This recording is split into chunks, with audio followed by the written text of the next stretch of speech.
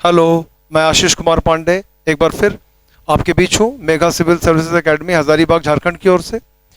दोस्तों, जैसा कि मैंने पहले भी आपको बतलाया था कि जेएसएससी सीजीएल को ध्यान में रखते हुए अलग अलग मैं वीडियोस जारी करूँगा ताकि आप लोगों को इससे ज़्यादा से ज़्यादा मदद मिल सके। इसी क्रम में मैंने कुछ वीडियो फिजिक्स के दिए हैं। आज उसी क्रम में मैं कुछ वीडियो पॉलिटी का स्टार्ट करने जा रहा हूँ। इंडियन पॉलिटी, जैसा कि जानते हैं, हर एग्ज़ाम में कुछ ना कुछ क्वेश्चन इससे आता है और अगर आप थोड़ा सा मेहनत करें तो आसानी से इंडियन पॉलिटी के क्वेश्चंस को पकड़ा जा सकता है। तो इंडियन पॉलिटी में क्वेश्चंस कई प्रकार से पूछते हैं। कुछ क्वेश्चन आपका अनुच्छेद से रहता है, कुछ संवैधानिक संशोधन से रहता है, कुछ जो व्यवस्थाएं संवैधानिक व्यवस्थाएं वहाँ से क्वेश्चन रहता है। तो इसको अलग अलग तरीके से हम लोग पढ़ने की कोशिश करेंगे, समझने की कोशिश करेंगे।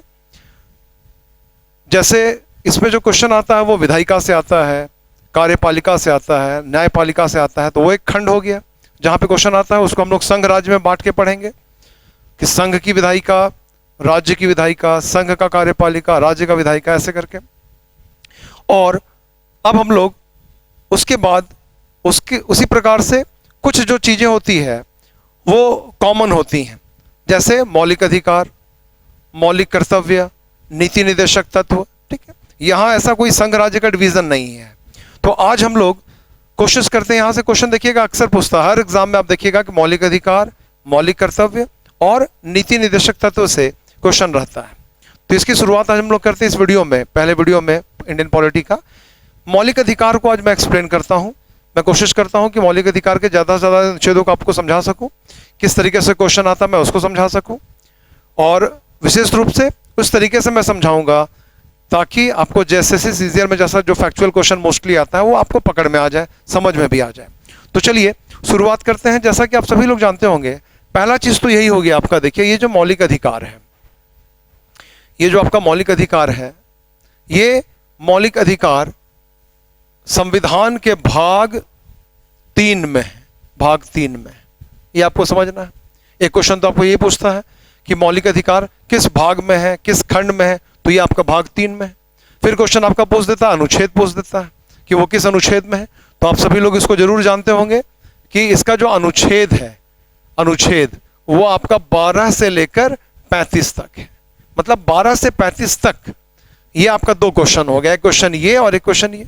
ठीक है, कि मौलिक अधिकारों का उल्लेख कहां पर मिलता है, तो ये मिलता है उल्लेख अनुच्छेद 12 से लेकर 35 तक। ठीक है, तो अब इसको हम लोग देखते हैं कि मौलिक अधिकार कितने प्रकार के होते हैं। 6 प्रकार के होते हैं।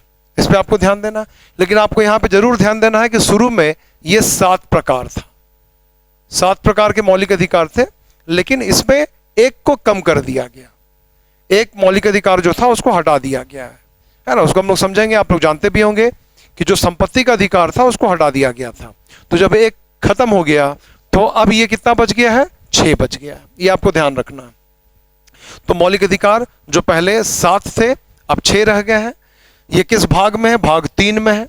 किस अनुच्छेद में, अनुच्छेद 12 से लेकर 35 तक इसका उल्लेख मिलता है। तो इसको हम लोग एक एक करके समझते हैं। तो जो पहला जो अनुच्छेद होता है उसको हम लोग बोलते हैं समानता का अधिकार। समानता का अधिकार, राइट टू इक्वलिटी। मतलब ये ऐसे अधिकार है जिसका मेन पर्पस क्या है, जिसका मेन पर्पस है लोगों के बीच में समानता लाना, अर्थात जितने भी प्रकार की जो असमानताएं हो सकती हैं, असमानताओं के जो कारक हो सकते हैं उन सभी को हटाना और एक इक्वलिटी बेस्ड सोसाइटी को बनाना, ये इसका मेन पर्पस है। तो इसका विस्तार देखिए कहां से कहां तक है, अनुच्छेद 14 से 18 तक। तो आपके दिमाग में जरूर आना होगा कि भाई यहां तो शुरुआत 12 से हुआ। तो आगे चल के हम लोग इसको समझाएंगे अपने अपने वीडियोस में, नेक्स्ट वीडियोस में मैं समझाऊंगा आपको कि अनुच्छेद 12 में क्या है, 13 में क्या है, मैं उन चीजों को भी समझाऊंगा। अभी हम लोग फोकस करते हैं सिर्फ उन चीजों पर जहां मौलिक अधिकार दिए गए हैं। तो जो पहला अधिकार है समानता का अधिकार, ये आपको दिया गया है अनुच्छेद 14 से लेकर 18 तक। अब एक एक करके हम लोग समझते हैं। देखिए अनुच्छेद 14 क्या है। तो अनुच्छेद 14 क्या है, ये 2 तरह का अधिकार देता है, विधि के समक्ष समानता और विधि का समान संरक्षण। ये आपको अधिकार देता है कि आपको एक अधिकार क्या है, विधि के समक्ष समानता का है, और दूसरा अधिकार क्या है, ये पहला और ये आपका दूसरा है। ठीक है, इसमें आपको ध्यान देना है कि ये जो विधि का के समक्ष समानता है, ये कहां से लिया गया है? ये लिया गया इंग्लैंड से। इसको आपको ध्यान रखना है, ये आपको इंग्लैंड से लिया गया है। क्वेश्चन पूछता है ये वाला। और विधि का समान संरक्षण कहां से लिया गया? ये यूएसए से लिया गया है। इसमें आपको जरूर ये ध्यान रखना है कि ये जो अनुच्छेद 14 का अधिकार है, ये व्यक्ति को प्राप्त है। ध्यान देंगे, व्यक्ति को। व्यक्ति मतलब पर्सन, सभी लोगों को। तो जहां भी लिखा हुआ रहेगा पर्सन मतलब व्यक्ति, तो ये उन सभी व्यक्तियों को प्राप्त है जो भारत संघ में कहीं पर भी निवास करते हैं। उन सभी व्यक्तियों को ये दो अधिकार है, विधि के समक्ष समानता या विधि का समान संरक्षण। ये दोनों देखने में एक जैसे लगते हैं, लेकिन थोड़ा दोनों में डिफरेंस है।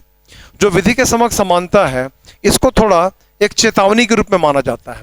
ये सभी लोगों को डराता है इस रूप में कि आप संविधान के शासन से बच के रहिए, क्योंकि किसी को भी संविधान में विधि के आधार पर किसी प्रकार का कोई विशेष अधिकार नहीं दिया गया है, कोई प्रिविलेज नहीं है किसी को, अर्थात सभी लोग एक जैसे हैं।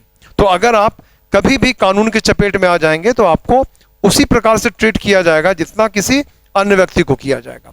इसलिए ये लोगों के लिए एक चेतावनी जैसा माना जाता है। और जो विधि का समान संरक्षण है, ये यूएसए से लाया गया है और इसको एक सकारात्मक अवधारणा मानी जाती है। उसको नकारात्मक क्योंकि वो लोगों को डराता है, चेतावनी देता है, और इसको सकारात्मक माना जाता है क्योंकि ये लोगों को भरोसा देता है कि कमजोर से कमजोर व्यक्ति जो है उनको भी उतना ही संरक्षण दिया जाएगा जितना किसी बड़े व्यक्ति को दिया जाएगा। तो इस तरीके से अनुच्छेद 14 आपको अधिकार देता है equality before law and equal protection of law, मतलब विधि का समान समक्ष समानता और विधि का समान संरक्षण। इसको आप जरूर याद रखेंगे और इसको ये ध्यान रखेंगे कि यह अधिकार किसको प्राप्त है? व्यक्तियों को प्राप्त है। कौन व्यक्ति? जो भारत संघ के किसी भी क्षेत्र में, किसी भी भूभाग में, है ना, with in territory of India, जहां भी भारत के अंदर रह रहे हैं, उनको ये अधिकार प्राप्त है। अब हम लोग चलिए आगे बढ़ते हैं। ये देखिए अनुच्छेद 15। तो अनुच्छेद 15 जो होता है, ये नागरिकों को प्राप्त है। एक चीज तो ये समझना है, इसका मतलब ये व्यक्तियों को प्राप्त नहीं है, ये सिर्फ किसको प्राप्त है? जो सिटीजन ऑफ इंडिया है उनको प्राप्त है। और क्या इसमें बोला जा रहा है? इसमें भेदभाव पर रोक लगाया गया है कि गवर्नमेंट के द्वारा नागरिकों के साथ धर्म, जाति, मूलवंश, लिंग, जन्मस्थान, इन कारकों पर किसी तरह का कोई भेदभाव नहीं किया जा सकता है। लेकिन आपको ध्यान देना है कि यहां पर एक वर्ड यूज किया गया है, वो है केवल। केवल, जिसको इंग्लिश में बोला जाता है ओनली। ओनली, ठीक है। तो अनुच्छेद में 15 में यह बोला गया है कि केवल, यह ध्यान रखना है कि केवल धर्म के आधार पर भेदभाव नहीं कर सकते हैं, केवल जाति के आधार पर नहीं कर सकते हैं, केवल मूलवंश जिसको रेस कहा जाता है इंग्लिश में, या केवल लिंग या केवल जन्म स्थान के आधार पर नहीं कर सकते हैं। लेकिन इसका मतलब क्या हो गया? इसकी व्याख्या कोर्ट ने किस प्रकार की? उसने कहा कि ये जो वर्ड यूज किया गया ओनली, केवल, ये बहुत मीनिंगफुल है। इसका मतलब ये है कि केवल इन आधारों पर आप भेदभाव नहीं कर सकते हैं, अर्थात अन्य किसी आधार पर भेदभाव किया जा सकता है। जैसे एजुकेशनल क्वालिफिकेशन के आधार पर आप भेदभाव कर सकते हैं, जैसे फिजिकल एफिशिएंसी मतलब शारीरिक क्षमता के आधार पर, मानसिक क्षमता के आधार पर, काम करने की क्षमता के आधार पर, ठीक है, तकनीकी ज्ञान के आधार पर, इन किसी आधार पर जो लॉजिकल होना चाहिए, सही प्रतीत होना चाहिए, उसके आधार पर भेदभाव किया जा सकता है। तो ये आपका अनुच्छेद 15 है। लेकिन आपको यह भी ध्यान रखना है कि आपका अनुच्छेद 15 जो है वो 6 भागों में है, 1 से लेकर 6 तक। 15 1 से लेकर 15 6 तक, ठीक है। तो जनरली जो आप लोग का एग्जाम का जो पैटर्न है या जो एग्जाम का स्टैंडर्ड है, उसमें ये सारे अनुच्छेद से क्वेश्चन इन जनरल नहीं पूछता है। लेकिन आजकल क्वेश्चन का पैटर्न थोड़ा बदल भी रहा है।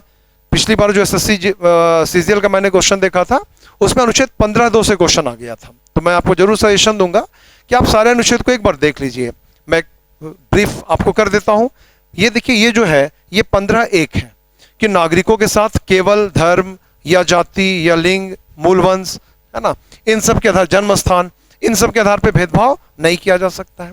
15(2) इसी का विस्तार माना जाता है, जिसमें यह बोला गया कि इन्हीं आधारों पर आप किसी नागरिक को किसी सार्वजनिक स्थान पर जाने से नहीं रोक सकते हैं, जैसे होटल, जैसे मनोरंजन पार्क, जैसे सिनेमा हॉल, सड़क, तालाब, कुआं, इस तरह के जो पब्लिक प्लेसेस हैं जो सार्वजनिक उपयोग के लिए बनाए गए, इसमें ध्यान देना यह भी है कि ये सार्वजनिक स्थल या तो सरकारी हो सकते हैं या निजी भी हो सकते हैं, लेकिन वो जो निजी स्थल होने चाहिए वो ऐसे होने चाहिए जो सार्वजनिक उपयोग के हैं, जैसे सिनेमा हॉल या पार्क मान लीजिए निजी स्वामित्व का हो सकता है, लेकिन वो बनाया गया है सार्वजनिक उद्देश्यों के लिए, लोगों के लिए, पब्लिक प्लेस है वो, तो वहां पर किसी भी नागरिक को केवल धर्म या जाति या मूलवंश या लिंग या जन्म स्थान, इन आधारों पर आप जाने से नहीं रोक सकते हैं, और अगर रोकेंगे तो ये मान लिया जाएगा कि उसके मौलिक अधिकार का हनन किया जा रहा है।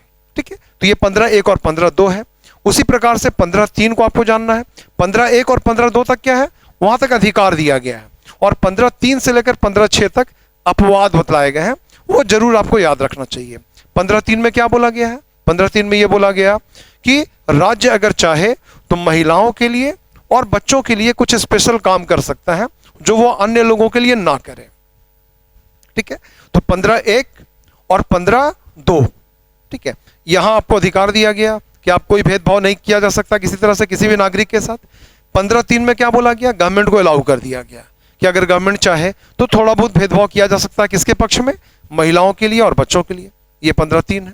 इससे आगे बढ़ेंगे जब तो 15(4) आपको मिलेगा। वहां पर क्या बोला गया, वहां पर यह बोला गया कि नागरिकों के ऐसे समूह जो सामाजिक और शैक्षणिक रूप से पिछड़े हुए हैं, मतलब पिछड़ा हुआ वर्ग, ठीक है, या अनुसूचित जाति और अनुसूचित जनजाति मतलब SC and ST उस वर्ग के हैं, तो उनके लिए कुछ विशेष प्रयास किया जा सकता है।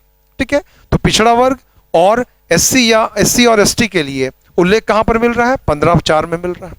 उससे आगे बढ़ेंगे 15(5), तो 15(5) में भी यही बात बोला गया है कि वैसे नागरिक जो सामाजिक और शैक्षणिक रूप से पिछड़े हुए हैं या अनुसूचित जाति के हैं या अनुसूचित जनजाति के हैं, ठीक है, उन लोगों के लिए जो शिक्षण संस्थान है वहां पर एडमिशन के लिए कुछ सीटें रिजर्व की जा सकती हैं। देखिए ये भी एक बहुत महत्वपूर्ण अनुच्छेद है जो पहले नहीं था, बाद में जोड़ दिया गया है इसको। मैं उसको भी आगे चल के समझाऊंगा कि किस अनुच्छेद को किस संशोधन के द्वारा जोड़ा गया है, एक अलग खंड में मैं आपको समझाऊंगा। अभी ये समझिए कि राष्ट्र सामाजिक और शैक्षणिक रूप से पिछड़े हुए नागरिकों के लिए या SC के लिए या ST के लिए एडमिशन के लिए शैक्षणिक संस्थानों में सीट रिजर्व करने का प्रोविजन कर दिया गया है। महत्वपूर्ण बात इसमें क्या समझना है वो ये है कि इस रिजर्वेशन पॉलिसी को केवल सरकारी शिक्षण संस्थान में लागू किया गया ऐसी बात नहीं है, इसको निजी में भी लागू किया गया है। निजी शिक्षण संस्थान जो गवर्नमेंट के द्वारा मान्यता प्राप्त है वहां भी ये लागू है रिजर्वेशन पॉलिसी, लेकिन जो अल्पसंख्यक है मतलब जो माइनॉरिटी एजुकेशनल इंस्टीट्यूशंस है उसको इसके दायरे से बाहर रखा गया, उसको छोड़ दिया गया। तो ये क्वेश्चन बार बार पूछता है कि ये रिजर्वेशन पॉलिसी कहां लागू नहीं है, तो कहां लागू नहीं है, अल्पसंख्यक शिक्षण संस्थानों में। इसको आप जरूर याद रखेंगे। और एक और अनुच्छेद आपका क्या है फिर बाद में जोड़ दिया गया, वो है 15(6).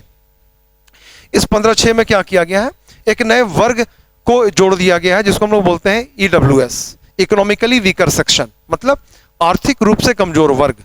उसके लिए विशेष प्रोविजन कुछ करने का अधिकार दिया गया है गवर्नमेंट को। तो इस तरीके से अनुच्छेद 15 जो है वो 6 खंडों में बटा हुआ है। मैं उम्मीद करता हूं आप इसको जरूर याद रखेंगे। 15(1) धर्म जाति के आधार पर भेदभाव पर रोक है। 15(2) उसी का विस्तार है कि आप किसी भी नागरिक को होटल रेस्टोरेंट आदि में इन आधारों पर जाने से नहीं रोक सकते हैं। 15(3) बोला गया कि महिला और बच्चा के लिए स्पेशल काम किया जा सकता है। 15(4) पिछड़े वर्ग के लिए जो शैक्षणिक और सामाजिक रूप से पिछड़े हुए हैं या SC और ST के लिए कुछ प्रोविजंस किए जा सकते हैं स्पेशली। 15(5) इनको एडमिशन दिया जा सकता है सरकारी स्कूल कॉलेजेस में या निजी, सिर्फ अल्पसंख्यक शैक्षणिक संस्थानों में ये रिजर्वेशन पॉलिसी लागू नहीं है। और 15(6) में EWS के लिए बोला गया है। तो इस तरीके से अनुच्छेद 15 को 6 खंडों में बांटा गया, जो आप इसको जरूर याद रखें। इससे क्या होता है कि आप एग्जाम में अगर क्वेश्चन आ गया 15(1) को छोड़कर 15(2) से दे दिया या 15(6) से दे दिया या 15(5) से दे दिया तो आप उसको बनाने की स्थिति में रहेंगे। अब हम लोग आगे बढ़ते हैं। ये देखिए अब अनुच्छेद हम लोग 16 पढ़ेंगे, अनुच्छेद 16। तो ये अनुच्छेद 16 आपको क्या करता है, लोक नियोजन में अवसर की समानता देता है। लोक नियोजन में अवसर की समानता उपलब्ध कराता है कि सभी लोगों को, लोक नियोजन मतलब हो गया जो गवर्नमेंट की जो सरकारी नौकरियां हैं जिसको हम लोग बोलचाल में कह सकते हैं, वहां पर सभी के लिए इक्वल अपॉर्चुनिटी है, कोई भेदभाव नागरिकों के साथ नहीं किया जाएगा। ठीक है, इसी का अब हम लोग आगे बढ़ते हैं। देखिए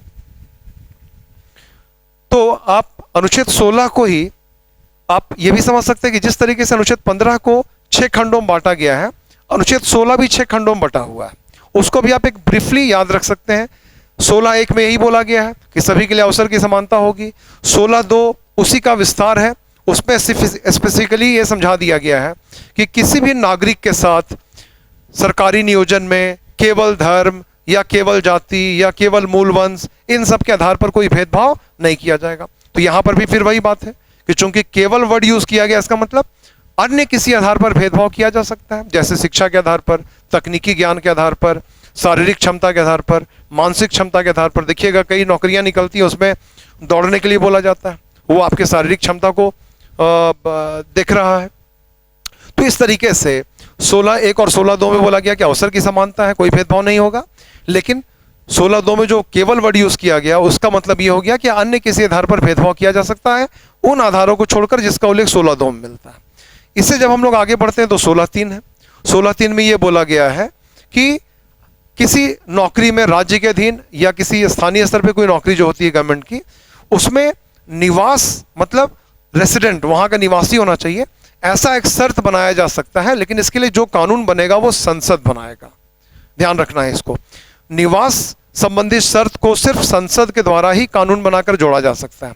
अभी हाल फिलहाल में आपने देखा होगा कि झारखंड में ऐसे कुछ प्रयास भी किए गए थे जिसमें बोला गया था कि बहुत सारे फॉर्म आप तभी भर सकते हैं जब आप यहाँ से मैट्रिक पास किए हैं, और मैट्रिक पास करने का मतलब हो गया कि आपको बाध्य किया जा रहा है कि आप यहाँ के निवासी रहेंगे तभी आप फॉर्म भर सकते हैं। तो उसमें इसी आधार पर यह विवाद हुआ था कि निवास को एक शर्त के रूप में राज्य की विधायिका नहीं बना सकती है, अगर बनाना भी है तो सिर्फ कौन बना सकता है, संसद बना सकती है। तो ये 16(3) में बोला गया है। 16(4) में क्या बोला गया, 16(4) में बोला गया है कि जो समाज के पिछड़े हुए वर्ग हैं, बीसी हैं, बैकवर्ड क्लासेस है, पिछड़े हुए वर्ग है, ध्यान देना है कि 15(4) और 16(4) में क्या अंतर है, ये भी एग्जाम में आता है। 15(4) में पिछड़ेपन को डिफाइन किया गया है, वहां पर बोला गया है कि ऐसे नागरिक जो सामाजिक और शैक्षणिक रूप से पिछड़े हुए हैं, इसका मतलब वहां पर पिछड़ेपन का आधार बतला दिया है। लेकिन जब हम 16(4) पढ़ते हैं तो यहां पर सिर्फ बोला गया है कि नागरिकों के पिछड़े हुए समूह, उनके लिए सरकारी नौकरियों में रिजर्वेशन दिया जा सकता है, यह बात बोला गया है 16(4) में। और यह मामला ही सुप्रीम कोर्ट में चला गया था, आप जरूर जानते होंगे, जिसमें मंडलवाद जिसको बोला जाता है, उसमें सुप्रीम कोर्ट ने यह डिफाइन किया कि 16(4) में जिस पिछड़ेपन की बात बोली जा रही है वो मुख्य रूप से सामाजिक पिछड़ापन है। यह भी एग्जाम में कई बार क्वेश्चन पूछ देता है, ठीक है। और वहां से जब हम लोग आगे बढ़ते हैं तो फिर 16(5) मिलता है, ठीक है। तो 16(5) में फिर क्या बोला जा रहा है, 16(5) में यह बोला जा रहा है कि हो सकता है कि कोई ऐसा पद हो जो किसी खास धर्म या संप्रदाय से संबंधित हो, तो उस पद को उसी धर्म या संप्रदाय के लिए रिजर्व किया जा सकता है ताकि काम करने वाले को या काम लेने वाले को कोई दिक्कत ना हो। तो ये बोला गया आपका 16(5) में। और इससे आगे बढ़ेंगे तो 16(6) है, जिसमें क्या बोला गया, ईडब्ल्यूएस के बारे में, कि ईडब्ल्यूएस के लिए सरकारी नौकरियों में रिजर्वेशन दिया जा सकता है। जैसा कि आप सभी लोग जानते होंगे कि अभी 10% अलग से उन लोगों के लिए रिजर्वेशन की व्यवस्था की गई है। तो यही आपका 15 और 16 है जो 6 खंडों में बटा हुआ है, इसको जरूर अच्छा से आप याद रखेंगे, ठीक है। 16(1), 2, 3, 4, 5 और 6। तो मैं उम्मीद करता हूं इतना आपको याद रहेगा। अब देखिए यहां पे अनुच्छेद 17, ये क्या है, अस्पृश्यता पर रोक लगा दी गई, मतलब अनटचेबिलिटी, अनटचेबिलिटी मतलब आप छुआछूत नहीं कर सकते हैं, छुआछूत करेंगे तो ये अनुच्छेद 17 का उल्लंघन माना जाएगा, ठीक है। कोई भी एक व्यक्ति या गवर्नमेंट किसी के साथ छुआछूत नहीं कर सकती है, अगर ये किया जाएगा तो ये आपराधिक कृत्य माना जाता है, ठीक है। तो छुआछूत पर रोक लगा दी गई है अनुच्छेद 17 के द्वारा। और अनुच्छेद 18 क्या है, ये उपाधियों पर मतलब टाइटल्स पर, टाइटल्स उपाधियों पर रोक लगाता है, ठीक है। तो ये बहुत महत्वपूर्ण अधिकार है, ये ध्यान देना है। ये रोक किसके ऊपर लगाई गई ये भी समझना है। ये रोक लगाई गई है गवर्नमेंट के ऊपर, राज्य के ऊपर। गवर्नमेंट को बोला गया है कि आप किसी को किसी प्रकार का कोई उपाधि नहीं दे सकते हैं। इसमें ध्यान देना है, कई बार क्वेश्चन ऐसा आता है, क्वेश्चन पूछता है कि नागरिक के पास कौन सा अधिकार नहीं है, तो उसमें एक ऑप्शन बनाया रहता है उपाधि लेने का अधिकार, तो वो हम लोग के पास नहीं है, हम लोग उपाधि नहीं ले सकते हैं क्योंकि गवर्नमेंट देती ही नहीं है। लेकिन इसमें समझना क्या है कि यहां पर फिर छूट दे दी गई है, राज्य को, गवर्नमेंट को छूट दे दिया गया है कि अगर वो चाहे या जरूरत हो तो सेना वाला और शिक्षा वाला उपाधि दिया जा सकता है लोगों को। शुरू में बोला गया कि कोई उपाधि नहीं देना है, लेकिन फिर छूट दे दी गई है। किसके बारे में? सेना मतलब आर्मी, और शिक्षा एजुकेशन, ठीक है, इन दोनों के बारे में उपाधि दिया जा सकता है। जैसे देखिए, अगर कोई पीएचडी करता है तो उसको डॉक्टरेट की उपाधि दी जाती है, वो अपने नाम में डॉक्टर वर्ड का यूज करता है, उपाधि के रूप में उसको यूज करने लगता है। यहां पर यह भी समझना है कि जो पुरस्कार या सम्मान दिए जाते हैं, जैसे भारत रत्न हो गया, पद्म पुरस्कार है, पद्मश्री, पद्म भूषण, उसको भी लेकर बहुत विवाद हुआ था और कई लोगों ने यह आरोप लगाया था कि ये एक प्रकार की उपाधि है जो गवर्नमेंट दे रही है और ये अनुच्छेद 18 का उल्लंघन करते हैं। और इसी विवाद के क्रम में क्या हुआ था, जब मोरारजी देसाई की सरकार बनी थी तो इन सारे पुरस्कारों को बंद भी कर दिया गया था। लेकिन फिर जब 1980 में इंदिरा गांधी आई तो फिर से इसको चालू कर दिया गया और तब ये विवाद का निपटारा भी सुप्रीम कोर्ट के द्वारा किया गया रामजावियावाद में। इसको ध्यान रखना है, रामजावियावाद में। उसमें ये सुप्रीम कोर्ट ने स्पष्ट कर दिया कि ये जो आपका उपाधि है उस पर रोक लगाई गई है अनुच्छेद 18 के द्वारा, लेकिन पद्म पुरस्कार हो गए, भारत रत्न हो गए, इसको उपाधि नहीं माना जाता है। ये एक प्रकार के सम्मान है, ठीक है, और या आपके कार्यों की मान्यता है, तो ये इसमें कोई दिक्कत नहीं है, ये दिया जा सकता है। लेकिन जिसको भी दिया जाएगा उसको भी ये समझना पड़ेगा कि ये सम्मान है या पुरस्कार है जो उनके अच्छे कामों को मान्यता देने के लिए दी गई है, और इसीलिए वो भारत रत्न या पद्मश्री या पद्म भूषण जैसे शब्दों को अपने नाम के आगे या पीछे जोड़कर उपाधि के रूप में यूज नहीं कर सकते। तो मैं उम्मीद करता हूं कि जो समानता का अधिकार है उसको आप समझ पाए होंगे। 14, 15, 16, 17 और 18, यही आपका समानता का अधिकार है। अब हम लोग आगे बढ़ते हैं। यह है स्वतंत्रता का अधिकार जो अनुच्छेद 19 से 22 तक दिया गया है। इसमें सबसे महत्वपूर्ण जो माना जाता है वो 19 और 21 को माना जाता है। ऐसे सभी अधिकार महत्वपूर्ण है। 19 जो होता है इसमें जो अधिकार दिए गए हैं वो 19(1) के द्वारा दिए गए हैं, ये ध्यान आपको देना है, ठीक है। 19 भी 6 खंडों में बटा हुआ है, 19(1) से लेकर 19(6) तक है, 19(1) से लेकर 19(6) तक। लेकिन समझना क्या है कि जितने भी अधिकार दिए गए हैं वो सिर्फ 19(1) के द्वारा दिए गए हैं, ये सारे अधिकार। और 19(1) को ही 7 भागों में बांटा गया था, जिसको क, ख, ग, घ, अंगा, च और छ कहते थे, ठीक है। हर एक भाग के द्वारा कुछ ना कुछ अधिकार दिया गया। जैसे 19(1) का यह अधिकार क्या है? बोलने की स्वतंत्रता है। मतलब हर नागरिक, और यह भी ध्यान देना है कि अनुच्छेद 19 नागरिकों को दिया गया है, ये व्यक्तियों को नहीं है। पढ़ते समय जरूर इस बात का आप ध्यान रखें कि कौन सा अधिकार व्यक्ति को दिया गया है, कौन सा अधिकार नागरिक को दिया गया है। तो अनुच्छेद 19 क्या बोल रहा है? हर नागरिक को बोलने का और अपने विचारों को व्यक्त करने का स्वतंत्रता दिया गया है। ये एक व्यापक अधिकार है और सुप्रीम कोर्ट ने अलग अलग केसेस में इसको बहुत विस्तारित किया है। और हर वो चीज जिसके द्वारा आप अपने विचारों को व्यक्त कर सकते हैं उसको इसके अंतर्गत लाने का कोशिश किया गया है। जैसे प्रेस की स्वतंत्रता, जैसे चुप रहने का अधिकार, जैसे व्यावसायिक विज्ञापनों को बनाने का अधिकार, जैसे सूचना को पाने का अधिकार, जैसे राष्ट्रीय ध्वज को फहराने का अधिकार। हर वो चीज जिसके द्वारा आप अपने विचारों को व्यक्त कर रहे हैं या व्यक्त कर सकते हैं उसको एक मौलिक अधिकार मान लिया गया है। तो उन एग्जाम्पल्स को आप जरूर देखेंगे। वो जो एग्जाम्पल्स होते हैं, जैसा अभी मैंने बतलाया कि राष्ट्रीय ध्वज फहराना, प्रेस की स्वतंत्रता, व्यावसायिक विज्ञापन बनाना, ये सब क्वेश्चन पूछ देता कि ये किसका भाग है। तो किसका भाग है? अनुच्छेद 19(1) का अभिव्यक्ति के अंतर्गत ये सब आता है। और अभी सुप्रीम कोर्ट ने इंटरनेट की उपलब्धता को भी इसके अंतर्गत घोषित कर दिया है, ठीक है। जो कश्मीर में 370 हटाई गई थी उस कॉन्टेक्स्ट में ये सुप्रीम कोर्ट ने विचार व्यक्त किया था कि इंटरनेट को आप लंबे समय तक बाधित करके नहीं रख सकते हैं क्योंकि ये नागरिकों के विचार अभिव्यक्ति का एक माध्यम है। तो इस तरीके से क्वेश्चन पूछ सकता है कि इंटरनेट की उपलब्धता ये आपका कौन सा मौलिक अधिकार है? तो 19(1) का पार्ट है। तो जो एग्जाम्पल्स होते हैं वो आप जरूर याद रखेंगे, इससे आपको बहुत फायदा होगा। यहां से हम लोग जब आगे बढ़ेंगे तो देखिए 19(1) ये आपको क्या अधिकार देता है? सम्मेलन का।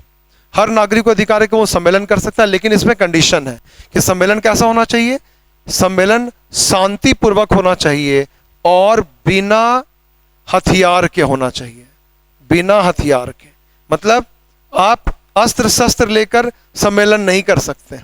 तो जो भी सम्मेलन होना चाहिए वो पीसफुली होना चाहिए और अनआर्म्ड होना चाहिए। ठीक है, तो इस तरीके से हर नागरिक को अधिकार दिया गया है कि वो सम्मेलन कर सकता है। अगला है 19(ग), हर नागरिक को क्या अधिकार दिया गया? संघ बनाने का। हम लोगों को अधिकार है कि हम लोग किसी भी तरह का संगठन या संघ बना सकते हैं, जैसे पॉलिटिकल पार्टी बना सकते हैं, जैसे एनजीओज बना सकते हैं, जैसे SHG मतलब सेल्फ हेल्प ग्रुप बना सकते हैं, स्वयं सहायता समूह बना सकते हैं, किसी भी तरह का कॉमर्शियल या अन्य हम लोग ऑर्गेनाइजेशन बना सकते हैं अपने पर्पस के लिए या लोगों के कल्याण के लिए, जो भी इसका पर्पस हो। तो इस तरीके से हम लोगों को संविधान ये अधिकार देता है कि हम लोग बना सकते हैं अपने संघ को। अब आगे बढ़ते हैं हम लोग। 19(घ) में क्या है? घूमने की स्वतंत्रता, घूमने की, घा से घूमना याद रखेंगे। और अंगा में क्या है? कहीं भी रहने या बसने की स्वतंत्रता, कहीं भी रहने या बसने की स्वतंत्रता। अब ध्यान देना है कि ये दोनों अधिकार कहां के लिए दिया गया है? ये दोनों ही अधिकार आपको दिया गया है भारत संघ के अंतर्गत। मतलब आप भारत संघ के अंतर्गत कहीं भी घूम सकते हैं और भारत संघ के अंतर्गत कहीं भी रह सकते हैं, कहीं भी बस सकते हैं, कोई रोक टोक नहीं है, ठीक है। और जब हम लोग यहां से आगे बढ़ेंगे तो देखिए 19(च) इसको अब समाप्त कर दिया गया। इसमें क्या था? इसी में था आपका संपत्ति का अधिकार, संपत्ति का अधिकार, संपत्ति का अधिकार, जिसको अब खत्म कर दिया गया है। अब हमारे पास संपत्ति का मौलिक अधिकार नहीं है, आप जरूर जानते होंगे इसको। तो ये खत्म हो गया है, एबोलिश्ड। और आखिरी क्या है? 19(छ) काम करने की स्वतंत्रता, काम करने की। हम लोगों को अधिकार दिया गया है नागरिक के तौर पे कि हम लोग अपने पसंद के, अपने रुचि के किसी भी काम, कारोबार, व्यापार आदि को कर सकते हैं और अपना जीवन यापन कर सकते हैं। तो इस तरीके से अनुच्छेद 19 हम लोगों को अभी भी 6 प्रकार की स्वतंत्रता देता है। पहले 7 था, अब खत्म हो गया 1। तो ये आपको याद रखना है। 19(1) का बोलने और विचारों को व्यक्त करने की स्वतंत्रता, ख आपको सम्मेलन करने की स्वतंत्रता, ग संघ बनाने की, घ घूमने की, अंगा कहीं भी रहने या बस जाने की, और छ कोई भी काम करने की स्वतंत्रता। तो ये आपको ध्यान रखना है। और ये जरूर ध्यान रखना है कि 19(2) से लेकर 19(6) तक ये क्या है? ये हर जो स्वतंत्रता दी गई है उसके लिमिटेशंस को बतलाया गया है। तो जनरली क्वेश्चन आप लोगों के लिए जो जैसे सीजीएल है उसमें इतने टफ क्वेश्चन नहीं पूछेगा, इसलिए मैं उस पर प्रकाश नहीं डाल रहा हूं। जो जेपीसी के मेरे वीडियोस है उसमें आप जरूर देखेंगे, इसको मैं विस्तार से और उसमें समझाया हूं, तो वहां पर आप उसको देख सकते हैं। लेकिन एक मोटे तौर पे याद रखना है, कई लोग इसमें कंफ्यूज करते हैं कि जितने भी अधिकार दिए गए अनुच्छेद 19 में वो 19(1) से दिए गए, और 19(1) का इसका लिमिटेशन कहां पर है? 19(2) में है। 19(1) ख इसका लिमिटेशन 19(3) में है। 19(1) ग इसका लिमिटेशन 4 में है, ठीक है। और घ और अंगा का लिमिटेशन 5 में है, ठीक है। और आखिरी जो है छ उसका लिमिटेशन 6 में है। तो ये आपका 19 हो गया। अब जब हम लोग 20 में जाते हैं तो 20 देखिए, 20 भी 3 भागों में बटा हुआ, 20(1), 20(2) और 20(3). ये भी बहुत इंटरेस्टिंग है। 20(1) में क्या बोला गया है? 20(1) में बोला गया कि कभी भी, नेवर, कभी भी किसी आपराधिक कानून को, ध्यान रखना आपराधिक कानून को, इसका मतलब सिविल कानून को नहीं, कभी भी किसी आपराधिक कानून को बैकडेट से लागू नहीं कर सकते। बैकडेट मतलब पीछे की तिथि से। मान लीजिए आज कोई कानून बनाया गया जिस कानून के द्वारा किसी कृत्य को, किसी काम को अपराध घोषित कर दिया गया, तो अगर इसको हम बैकडेट से लागू कर देंगे, आज से 2 साल पहले से, 3 साल पहले से, तब वो सारे लोग भी अपराधी बन जाएंगे जिन्होंने उस काम को उस समय किया था जब इस काम को अपराध घोषित नहीं किया गया था, ठीक है। तो इसीलिए वो एक ऐसे काम के लिए अपराधी बन जाएंगे जिसको उन्होंने उस समय किया था जब वो काम अपराध नहीं था। इसलिए इसको संस्थागत रूप से स्थापित कर दिया गया है कि कभी भी किसी क्रिमिनल लॉ को बैकडेट से लागू नहीं करना है, नहीं करना, उस पर रोक लगाई गई है, ठीक है। फिर 20(2) क्या बोला गया है? 20(2) में यह बोला गया है कि दोहरे दंड से मुक्ति है, जिसको बोलते हैं इंग्लिश में डबल जियोपार्डी, PARDY, जियोपार्डी, ठीक है। तो डबल जियोपार्डी मतलब क्या हो गया? दोहरा संकट इसको बोला जाता है। दोहरे संकट, क्वेश्चन कई बार पूछता है कि दोहरे संकट से मुक्ति का उल्लेख कहां मिलता है? तो 20(2) में इसमें क्या बोला गया कि किसी भी व्यक्ति को एक अपराध के लिए एक से ज्यादा दंड नहीं दिया जाएगा। अगर वो एक अपराध किया है तो दंड भी एक ही मिलेगा, 2 अपराध किया है तब 2 दंड मिलेगा, 3 अपराध किया तो 3 मिलेगा, लेकिन एक अपराध के लिए एक से ज्यादा दंड कभी भी नहीं मिलेगा। इस पर रोक लगा दी गई है 20(2) में। और फिर 20(3) क्या है? तो 20(3) बोलता है कि कोई भी अभियुक्त को अपने ही विरुद्ध गवाही देने के लिए बाध्य नहीं किया जा सकता, इस पर रोक लगा दी गई है। कोई ऐसा व्यक्ति जो अभियुक्त है उसको अपने ही खिलाफ गवाही देने के लिए कंपेल नहीं किया जा सकता, इस पर रोक लगा दी गई 20 दिन में। इसका मतलब अगर वो एविडेंस गवाही देगा, विटनेस होगा, तो खुद अपनी इच्छा से होगा, ठीक है, आप उसको कंपेल नहीं कर सकते हैं। लेकिन इसको लेकर बहुत विवाद हुआ था, तो कोर्ट ने इस बात को स्पष्ट कर दिया है कि अगर किसी अभियुक्त के हैंडराइटिंग को लिया जाता है, उसके ब्लड सैंपल को लिया जाता है, उसके कॉल डिटेल्स को देखा जाता है, तो इसको अनुच्छेद 20(3) का उल्लंघन नहीं माना जा सकता है, बल्कि वो सत्य तक पहुंचने का एक तरीका माना जा सकता है। क्योंकि इसको विवाद हुआ था इसको लेकर कि कई लोग बोलते थे कि भाई हम ब्लड सैंपल अपना देंगे तो ये 20 दिन का उल्लंघन माना जाएगा, तो इसको कोर्ट ने स्पष्ट कर दिया है। तो 20(1) में क्या बोला गया कि किसी भी क्रिमिनल लॉ को बैकडेट से लागू नहीं करना है। 20(3) में क्या, 22 में क्या बोला गया कि किसी भी अपराध के लिए आपको 2 बार सजा नहीं दी जाएगी। और 20(3) में क्या बोला गया कि जो व्यक्ति अभियुक्त हैं उनको अपने ही खिलाफ गवाही देने के लिए कंपेल नहीं किया जा सकता। अब हम लोग आगे बढ़ते हैं, अनुच्छेद 21। तो अनुच्छेद 21 बहुत महत्वपूर्ण है। ये क्या बोलता है कि हर व्यक्ति को प्राण और दैहिक स्वतंत्रता का अधिकार है, अर्थात जीवन जीने का अधिकार है। और अगर इससे वंचित करना है तो कैसे वंचित करना है? विधि द्वारा स्थापित प्रक्रिया के अनुसार। मतलब आप कानूनी तरीके से ही किसी की जान को मार सकते हैं, किसी को जेल में डाल सकते हैं, किसी को फांसी दे सकते हैं, मनमाने पूर्ण तरीके से यह काम नहीं किया जा सकता। इसका मतलब क्या हो गया, ध्यान से समझना है।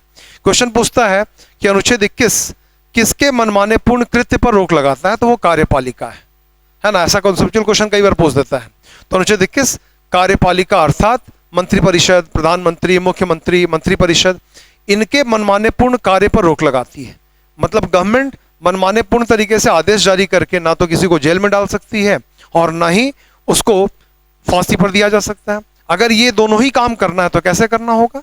विधि द्वारा स्थापित प्रक्रिया के अनुसार, अकॉर्डिंग टू प्रोसीडियर, है ना, लीगल प्रोसीडियर जो है, ठीक है। इसका मतलब क्या हो गया कि विधायिका जो तरीका बनाएगी, संसद जो बनाएगी, उसी का पालन करके ये काम किया जा सकता है। और इसीलिए यह माना जाता है कि अनुच्छेद 21 हर व्यक्ति को अपने तरीके से जीवन जीने का अधिकार देता है। यह बहुत महत्वपूर्ण अधिकार है और इसमें आपको ध्यान रखना है कि जो एग्जाम्पल्स है वो याद रखना है। सुप्रीम कोर्ट ने क्या किया? सुप्रीम कोर्ट ने कई प्रकार के अनुच्छेद को, कई प्रकार के अधिकार को अनुच्छेद 21 का भाग घोषित कर दिया है। वो जो एग्जाम्पल्स है वो आप जरूर याद रखेंगे। जैसे एग्जाम में क्वेश्चन पूछ देता है कि विदेश यात्रा करने का अधिकार किसका भाग है, कई लोग गलती से टिक कर देते 19(1) घ, लेकिन वो घूमने का अधिकार है भारत संघ के अंदर। ये क्वेश्चन पूछ रहा है विदेश यात्रा, तो सुप्रीम कोर्ट ने क्या बोला है कि विदेश यात्रा आपके जीवन जीने के अधिकार का ही एक हिस्सा है। इसलिए अगर क्वेश्चन पूछेगा कि जीवन विदेश यात्रा का किसका भाग है, तो 21 को आपको टिक करना है। इसी प्रकार से कई तरह के अधिकार, जैसे सूचना प्राप्त करने का अधिकार, सोने का अधिकार, अच्छी सड़क पाने का अधिकार, अच्छी जीवन बीमा पॉलिसी पाने का अधिकार, स्वच्छ वायु पाने का अधिकार, स्वच्छ जल प्राप्त करने का अधिकार, अनावश्यक रूप से हथकड़ी पहनाने के विरुद्ध अधिकार, खुले में फांसी दिए जाने के विरुद्ध अधिकार, कई अधिकार दिए गए हैं, ठीक है। लव मैरिज करने का अधिकार, अगर आपको इच्छा है तो आप किसी से भी शादी कर सकते हैं। इन सारे चीजों को, और भी कई अधिकार इसमें है, ये मेन चीज है जो अभी मैंने बोला। तो आप जरूर अनुच्छेद 21 के अंतर्गत जो एग्जाम्पल्स है उसको जरूर आप पढ़ लेंगे। सोने का अधिकार, क्योंकि अगर आप अच्छा से नहीं सोएंगे तो आपका जीवन बाधित हो सकता है। अच्छी सड़क पाने का अधिकार, खराब सड़कें आपकी मौत का कारण बन सकती है। तो हर वो चीज जो आपके जीवन को बेहतर बनाता है या आपको बेहतर तरीके से जीवन जीने में मदद कर रहा है, वो आपका मौलिक अधिकार माना जा सकता है। कुल मिला के कॉन्सेप्ट के रूप में समझना है कि जो 19 से छूट गया वो 22 में आपका आ गया, सॉरी 21 में आ गया। तो मैं उम्मीद करता हूं कि 21 को आप जरूर समझे होंगे। अब जब यहां से हम लोग आगे बढ़ेंगे तो हम लोग को अनुच्छेद 22 मिलता है। तो अनुच्छेद 22 में क्या है? इसमें गिरफ्तारी से संरक्षण दिया गया है। यह भी आपका 7 खंडों में बटा हुआ है, 22(1), 22(2), 22(3), 22(4), 22(5), 22(6) और 22(7), ठीक है। तो इसमें क्या बोला गया है? इसमें यह बोला गया है कि किसी भी व्यक्ति को बिना कारण से आप गिरफ्तार नहीं कर सकते हैं। इसका मतलब अगर गवर्नमेंट उसको गिरफ्तार कर रही है तो कुछ ना कुछ कारण होना चाहिए और आपको वो कारण बतलाना पड़ेगा उस व्यक्ति को जिसको गिरफ्तार किया जा रहा है। और इसके अलावा जिस व्यक्ति को भी गिरफ्तार किया गया उसको जितना जल्दी हो सके उसको एक वकील उपलब्ध कराया जाएगा ताकि वो अपनी रक्षा कर सके, उससे परामर्श ले सके और अपनी रक्षा करवा सके। इसके अलावा जिस व्यक्ति को गिरफ्तार किया गया उसको हर हाल में 24 घंटे के अंदर जो नियरेस्ट कोर्ट होता वहां पर रखा जाता था, और मजिस्ट्रेट के ऑर्डर से ही पुलिस उसको अपने पास रख सकती है, या नहीं तो उसको जेल भेजना पड़ता है या उसको छोड़ दिया जाएगा। लेकिन इसी में प्रिवेंटिव डिटेंशन का भी उल्लेख है। यह बोला गया है कि कुछ लोगों को आशंका के आधार पर गिरफ्तार किया जा सकता है, उसने अपराध किया नहीं लेकिन कर सकता है, तो उसी को बोला जाता है प्रिवेंटिव डिटेंशन। तो इन बातों का ही उल्लेख किया गया है निवारक निरोध के अंतर्गत। तो मैं उम्मीद करता हूं कि इतना आप समझ पाए होंगे। तो आज की इस वीडियो में मौलिक अधिकार के इतने ही खंडों को मैं रखता हूं। अगले वीडियो में मैं इसको कंटिन्यू करूंगा और जो अनुच्छेद 23 है, 23 से लेकर 32 तक को मैं आगे लेके जाऊंगा। मैं उम्मीद करता हूं कि मैंने जो जेएसएससी को ध्यान में रखते हुए एक संक्षिप्त तरीके से अनुच्छेद को मैंने समझाया भी है, जहां जरूरी है मैंने उसके एग्जाम्पल्स को बतलाया है, तो ये आपको जरूर फायदा करेगा। इसी तरीके से आपको सारे वीडियोस को देखते जाना, इसका भी एक मैंने पैटर्न को डेवलप किया है, और एक एक करके जैसे जैसे मैं वीडियो बनाऊंगा इंडियन पॉलिटी के ज़्यादा से ज़्यादा चीज़ों को मैं समझाऊंगा। मेन पर्पस वही रहेगा कि आपको जेएसएससी सीजीएल में ज़्यादा से ज़्यादा फायदा हो। तो मैं उम्मीद करता हूँ कि इससे आपको फायदा होगा और आप इसको देखेंगे। Thank you.